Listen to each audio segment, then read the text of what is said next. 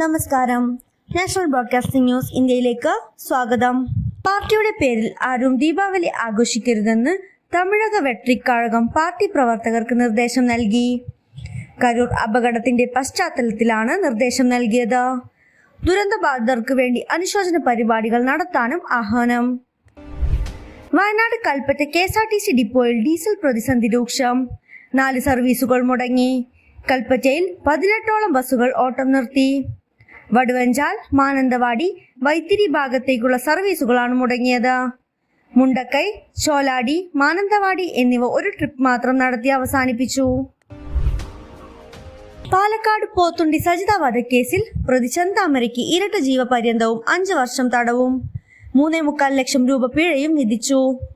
പാലക്കാട് ജില്ലാ additional sessions കോടതിയാണ് വിധി പറഞ്ഞത്.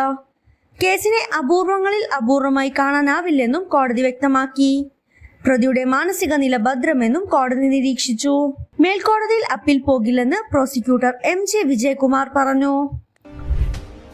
ഓപ്പറേഷൻ സിന്ദൂർ ട്രെയിലർ മാത്രമെന്ന് പ്രതിരോധ മന്ത്രി രാജ്നാഥ് സിംഗ്. ബ്രഹ്മോസിൽ നിന്ന് രക്ഷപ്പെടാൻ പാകിസ്ഥാനാവില്ലെന്നും പ്രതിരോധ മന്ത്രി പറഞ്ഞു. ബ്രഹ്മോസിന്റെ റേഞ്ചിനുള്ളിലാണ് പാകിസ്ഥാനിലെ ഓരോ ഇഞ്ച് സ്ഥലവുമെന്നും അദ്ദേഹം പറഞ്ഞു. രാജ്യത്തിന്റെ വിശ്വാസം കാത്ത മിസൈലാണ് ബ്രഹ്മോസ് എന്നും അദ്ദേഹം പറഞ്ഞു. UP ലക്നൌവിലെ ബ്രഹ്മോസ് യൂണിറ്റിൽ നിർമ്മിച്ച മിസൈലുകൾ ഫ്ലാഗ് ഓഫ് ചെയ്ത് സംസാരിക്കുകയായിരുന്നു പ്രതിരോധ മന്ത്രി. സംസ്ഥാനത്ത് അതിശക്തമായ മഴയ്ക്ക് സാധ്യതയെന്ന് കേന്ദ്ര കാലാവസ്ഥാ വകുപ്പിന്റെ മുന്നറിയിപ്പ്. മഴ മുന്നറിയിപ്പിലും മാറ്റമുണ്ട്. 3 ജില്ലകളിൽ ഓറഞ്ച് അലേർട്ട് പ്രഖ്യാപിച്ചു. പത്തനംതിട്ട, കോട്ടയം, ഇടുക്കി ജില്ലകളിലാണ് ഓറഞ്ച് അലേർട്ട്. എറണാകുളം, തൃശൂർ, പാലക്കാട്, മലപ്പുറം, കോഴിക്കോട്, വയനാട് ജില്ലകളിൽ ഇന്ന് യെല്ലോ അലേർട്ടാണ്. നാളെയും അതിശക്തമായ മഴ തുടരുമെന്നാണ് പ്രവചനം. പോത്തുണ്ടി സജിത വധക്കേസ് വിധിയിൽ തൃപ്തരാണ് സജിതയുടെ മക്കൾ.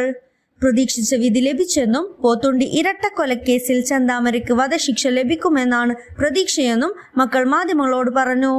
ചെന്താമരയ്ക്ക് ജാമ്യമോ പരോളോ കിട്ടരുതെന്നും അവർ പറഞ്ഞു. ചെന്താമരയ്ക്ക് ഇരട്ട ജീവപര്യന്തം ലഭിച്ച വിധി പുറത്തു വന്നതിന് പിന്നാലെയായിരുന്നു പ്രതികരണം. കൂടുതൽ വിവരങ്ങൾക്കായി കാത്തിരിക്കുക. National broadcasting news India. നന്ദി.